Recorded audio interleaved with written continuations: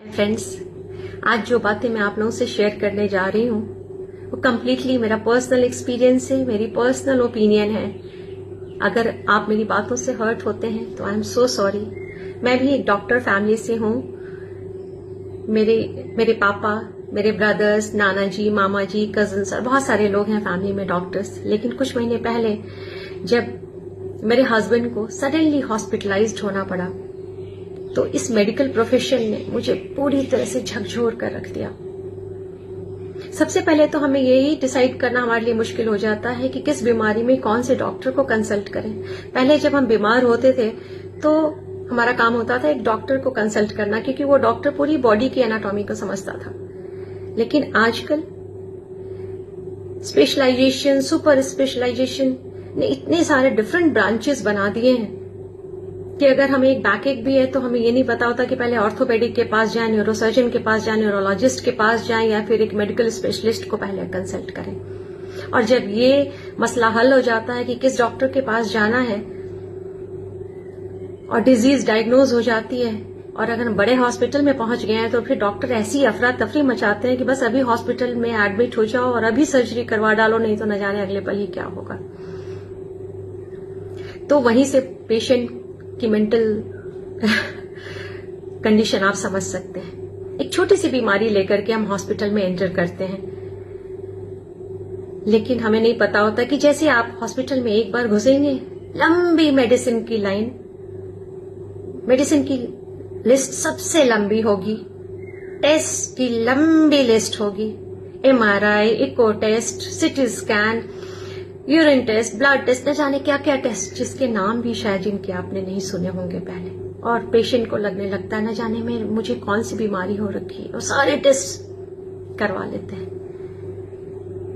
और सोने पे सुहागा, अगर आपके डॉक्टर का एटीट्यूड नेगेटिव है, अगर उसने आपको डरा दिया, तब तो फिर भगवान ही मालिक है। मुझे याद है कि जब मैं छोटी थी और मेरे पेट में दर्द होता था तो मेरे पापा कहते थे आटे का हलवा खा लीजिए, पेट दर्द ठीक हो जाएगा। मुझे पता नहीं कि उस आटे के हलवा का चमत्कार था या पापा की बातों का चमत्कार था। सच में मेरा पेट दर्द ठीक हो जाता था। तो आधी बीमारी जो है वो डॉक्टर अपनी बातों से खत्म कर देते हैं, अपनी पॉजिटिव एटीट्यूड से पेशेंट को ठीक कर देते हैं। मैंने तो, और दूसरी बात, जब आप कभी गए होंगे हॉस्पिटल में, बड़े हॉस्पिटल में, तो आपने देखा होगा कि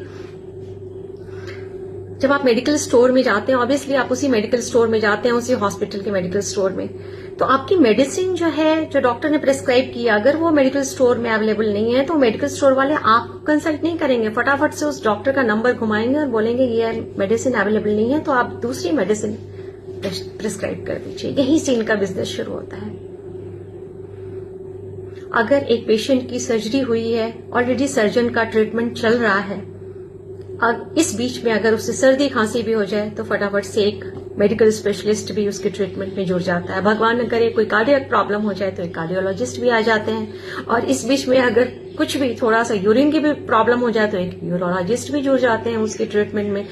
और न जाने क्या क्या छोटी छोटी चीजों पे नए नए डॉक्टर्स जुड़ते रहते हैं। और इस तरह से एट अ टाइम एक हॉस्पिटल में, बड़े हॉस्पिटल में एट अ टाइम एक पेशेंट को कई डॉक्टर्स ट्रीट कर रहे होते हैं। और मैंने ऐसा देखा है, मुझे एक्सपीरियंस है कि कई बार इग्नोरेंस की वजह से शायद एक डॉक्टर दूसरे डॉक्टर ने क्या प्रिस्क्राइब किया है ये नहीं देखते हैं, और एट अ टाइम एक patient 3 different types of antibiotics खा रहा होता है। अगर वो पेशेंट अवेयर नहीं है, अगर वो पेशेंट अलर्ट नहीं है, अपनी मेडिसिन को चेक नहीं कर रहा है और एक ही बार में वो 3 तरह के डिफरेंट टाइप्स ऑफ एंटीबायोटिक्स ले रहा है, तो आप सोचिए, फिर तो भगवान ही मालिक है।